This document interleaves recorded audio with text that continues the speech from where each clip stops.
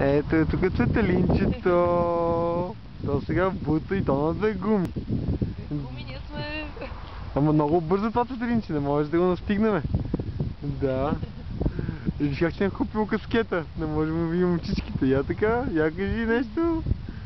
То е гордо мамче вече. Гордо да разхождаме из Книжния парк с нашата съдеходка. Сега ще видим съдеход. Няма други колички, които са се осмелили да се.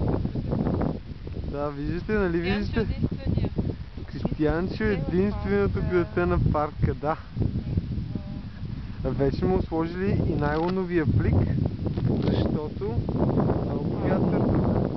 А той си спинка прекрасното Кристиянче, да, и сега ще го оставим студено. Ето, закопчахме го. И това е като реклама на количката. И сега с светелиците и аз ви казваме довиждане.